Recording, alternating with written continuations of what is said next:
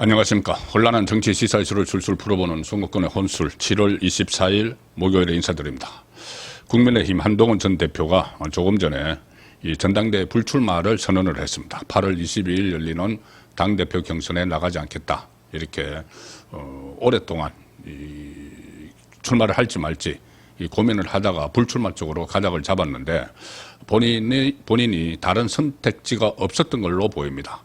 이번이 아마 마지막으로 한번 당권을 장악을 할 수 있는, 그래서 지방선거도 본인의 책임하에 치르고 그 다음 대선에 출마하는 그런 원대한 꿈을 이렇게 그릴 수도 있었지만 아무리 생각해도 현실적으로 불가능하다. 그래서 일부 후퇴, 일단 본인은 작전상 후퇴라고 생각을 하겠지만 오랫동안 정치권의 현상을 지켜보고 취재해온 제가 볼 때는 사실상 한동훈의 퇴장입니다.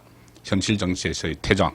물론 완전히 정치와 거리를 두지는 않고 여러 가지 목소리를 내겠지만 그래 봐야 제2의 유승민 정도, 유승민 전 의원도 현안이 있을 때마다 목소리를 내죠. 그렇지만 뛰어들지는 못합니다. 어떤 대선 후보 경선이나 저번에도 마찬가지고 당대표 경선 이런 데 뛰어들지는 못합니다. 그만큼 세력이 쪼그라져 있기 때문이죠. 그리고 지지층도 쪼그라져 있고 세력도 쪼그라져 있고 현실적으로 대응을 할 방법이 없어져 버리는 겁니다. 한동훈도 지금 제2의 유승민 길로 가고 있다. 정치 현안이 있으면 간간히 목소리를 내겠지만 본인이 현장에 직접 투입되는 그런 기회는 사실상 사라졌다고 봅니다. 그런 점 때문에 한동훈도 상당히 고민을 했을 것 같은데 결과적으로 현실의 벽에 부딪혀서 이 불출마를 선언한 걸로 보입니다. 오늘 한동훈 전 대표가 페이스북에 글을 올려서 당대표 선거 8월 22일 열리는 그 선거에 출마하지 않겠다 이렇게 밝히고 불출마하는 대신에 나라의 앞날을 걱정하는 많은 동료 시민들, 당원들과 함께 정치를 쇄신하고 우리 당을 재건하겠다. 보수가 다시 자랑스러워지는 길을 멈춤없이 뚫고 나가겠다. 말은 이렇게 하지만 방법은 없습니다. 자, 방법은 왜 없는지 잠시 후에 다시 자세하게 설명을 드리겠습니다. 그리고 본인이 불출마한 데 대해서 한 달여 동안 많은 분들을 만나 이야기를 나눴는데 하나같이 현재 당과 보수 정치의 모습을 우려하고 있었다. 최근에는 혁신을 거부하는 것을 넘어 아예 우리 당을 거구화 시키려는 태행의 움직임도 커졌다. 지난 대선에 우리 당 후보로 나섰던 분, 김문수 전 장관을 이야기를 하죠. 당권 도전을 선언한 분들까지 맞장구 치는 안타까운 모습을 보이고 있다. 한마디로 당이 한동훈의 그 말은 한마디로 그 국민의힘이 우경화되고 있다. 완전히 그것 쪽으로 가고 있다. 자, 그래서 안타깝다. 많은 고민, 걱정들을 많이 하더라. 본인이 만나본 사람들이. 그런 이야기입니다. 그리고, 진짜 보수의 정신, 진짜 국민의힘 정신은 거구화와 퇴행이 아니라 헌법과 민주주의 안에 있다. 그 정신을 지켜내면서 퇴행을 거부하고 혁신할 때만이 보수를 다시 당당하고 자랑스럽게 만들 수 있다. 그때 비로소 우리는 이재명 정부가 잘못할 때 매섭게 내리치는 해초리가 될 수 있다. 자, 이 말을 여기까지 들으면은 불출마를 하지 않는다는 그것을 빼고 여기까지 들으면은 본인의 출마문 같죠. 왜냐하면은 당이 우경화가 되고 있기 때문에 거구화가 되고 있기 때문에 걱정스럽다. 많은 사람들이 걱정을 한다. 나에게도 그런 걱정을 하더라. 이렇게 이야기했으면은 출마하는 게 맞죠. 출마해서 본인이 우경화를 막겠다. 이렇게 평소에 한동훈이 말을 해왔던 것을 그대로 하면은 우경화를 막겠다. 이렇게 해서 출마 선언을 하는 게 맞죠.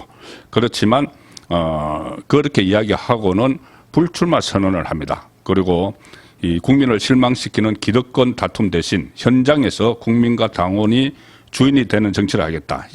그런데 더 많은 동료 시민들을 만나고 이야기를 경청해서 진짜 보수의 정신을 전하겠다. 물론 본인이 다니면서 대학 강연도 할 수도 있고 여러 가지 방식으로 세미나도 열고 해서 자신의 생각을 이야기할 수도 있죠. 그런데 그게 현실에서는 제한적이라는 겁니다. 잠깐 어느 정도까지는 그렇게 할지 몰라도 최소한 이 전당대회가 끝나고 새로운 지도 체제가 들었으면은 거기를 중심으로 해서 강력한 대여 투쟁, 지금 독재화의 길로 가고 있는 이재명 정권에 대한 투쟁으로 들어가면은 그런 목소리는 나올 틈이 없습니다. 자, 그래서 사실상 지금 이렇게 하면은 본인이 어떤 현장에 나가서 그 목소리를 내는 것보다는 당권을 잡아서 주도를 해 나가야 된다. 그래야지 지금 본인이 이야기한 거 하고 맥락이 맞죠. 당이 우경화되고 있다. 그 고민이 크다. 다들 그렇게 얘기한다. 그러면 본인이 출마를 해야죠. 출마를 해서 그걸 맞겠다고 해야 되는데, 그런데 출마를 안 하겠다. 현장의 목소리를 듣겠다. 자, 그런데 현장의 목소리 들을 기회도 없을 뿐더러 이 출마를 하지 못하는 속사정이 있겠죠. 속사정은 간단합니다. 첫 번째, 성산이 없다. 이번 전당대회에서 성산이 희박하다. 지금 김문수 그리고 장동혁 또 안철수 뭐 조경태 이렇게 여러 사람이 출마를 하고 있는데, 이미 김문수 전 장관에게는 대선 후보 경선에서 졌던 적이 있고, 그리고 특히 대선을 치르게 된 이 조기 대선을 실시하게 된 배경에 한동훈이 있죠. 한동훈이 있어서 결국은 이 탄핵에 적극적으로 찬성을 하고 했기 때문에 어쨌든 결과적으로 이재명 정권을 탄생시킨 그 사람 중에 한 사람이 한동훈이다. 이것은 대선 패배 이후에 더 각인이 됐습니다. 지금 그 국민의힘 책임당원 80%, 일반 국민 여론조사 20%인데 책임당원들의 사이에서는 그런 인식이 상당히 강하죠.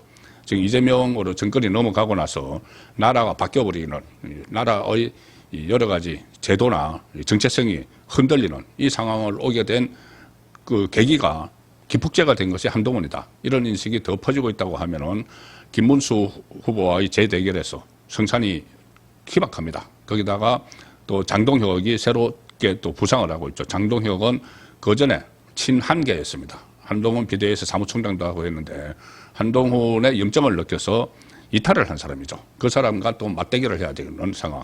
그리고 친한계라고 하는 조경태까지 출마를 한 이런 구도에서는 본인이 출마해도 성산이 없다. 그래서 후퇴를 하는 그런 그 본인이 후퇴하면 어려워지는 걸 알지만은 다른 선택지가 없었다는 거고, 또 하나는 만에 하나 이 상황에서 대표가 된다고 하더라도 한동훈은 진퇴양난에 빠집니다. 왜냐하면은 당 대표라면은 이 대여 투쟁도 해야 되지만은 당을 지키고 뭐 혁신도 중요하지만은 이 생존을 해야 되는데 당이 생존을 해야지 당 대표가 있는 거죠. 그런데 지금 민주당에서 위헌 정당 해산 청구를 하겠다. 왜?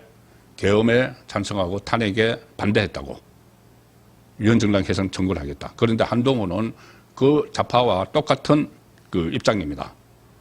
그래서 그렇다면 본인이 오히려 이 당이 해산돼야 된다는 이야기를 하는 게 논리적으로 맞죠.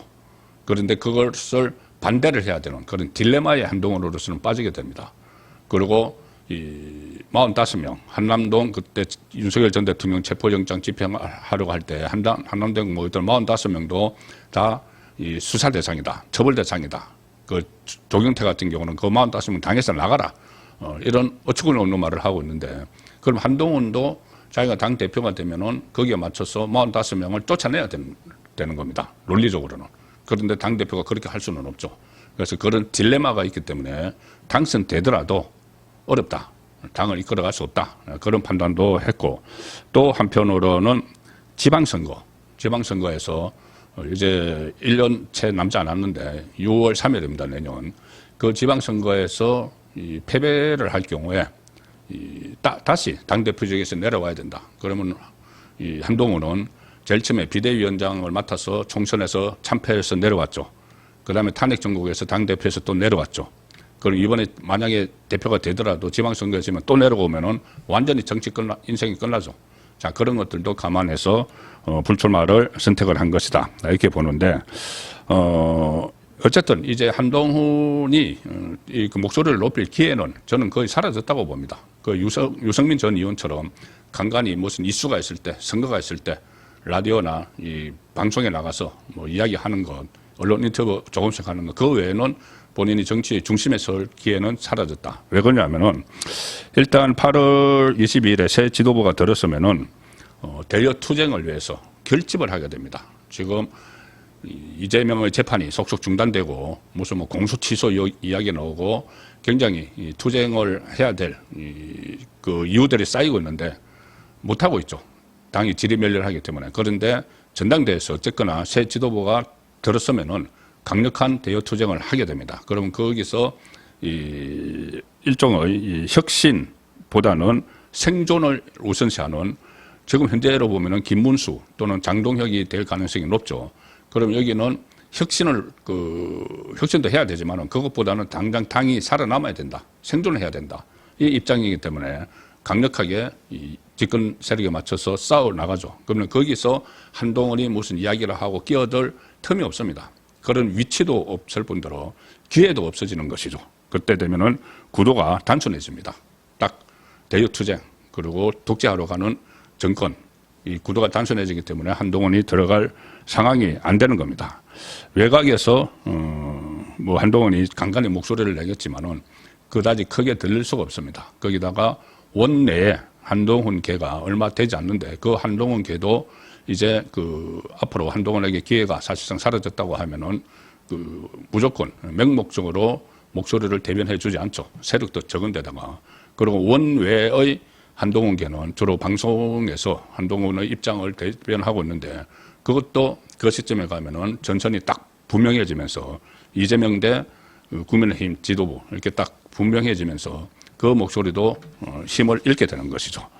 그래서 사실상 이 한동훈은 퇴장의 길로 들어섰다. 제2의 유승민이 되고 있다는 쪽으로 가닥이 지금 모아집니다. 6.3 지방선거에서 내년 6.3 지방선거에서 서울시장이나 경기도지사에 출마를 해서 일단 명맥을 이어갈 것이다. 이런 분석도 나오죠. 지방선거 출마설. 그런데 자 일단 서울시장이든 경기도지사든 공천을 받기 어렵습니다. 말씀드린 대로 한동훈이 그때 가서 1년 후에 이 전국이 어떻게 될지 모르지만 어쨌든 한동훈은 좀 배제돼 빠져 있는 상황이죠. 그래서 한동훈이 들어와서 서울시장이든 경기도지사든 공천받기 어렵고 만에 하나 공천을 받더라도 다음 지방선거에서는 국민의힘이 전체가 좀 어려움을 겪을 수밖에 없다는 이게 이제 이어지기 때문에 대선하고 그런 분석이 나오는 상황이어서 그 역시 불투명한 경우가 되는 것이고 그리고 다음 총선은 3년 후에 치러집니다. 한동훈은 거의 다 그때 3년 동안 제 목소리를 내지 못하고 있으면은 제2의 유승민처럼 선거 때 어떤 뭐 이야기는 나오겠지만은 실제로는 어려워지는 거죠. 그 다음 대선도 마찬가지고 또 당 대표도 지금 임기 2년의 대표가 또 출범을 합니다. 물론 지방선거 결과에 따라서 어떤 변수가 생길지 모르지만 그렇다고 한동훈에게 기회를 가하기는 어려운 상황이죠. 그래서 결론적으로 말씀드리면은 제가 오랫동안 정치부 기자 생활을 한 그 경험에 의하면은 이 정도 상태 되면은 한동훈의 재기는 어렵다. 사실상 퇴장을 한 것이다. 정치 생명이 끝난 것은 아니지만은 간간히 목소리를 내는 그 정도 존재감에 그치는 제2의 유승민 길로 접어들었다. 그렇게 정리를 해드리겠습니다. 오늘 저녁 8시 라이브 선거권의 정치쇼 시간에 다시 뵙도록 하겠습니다. 감사합니다.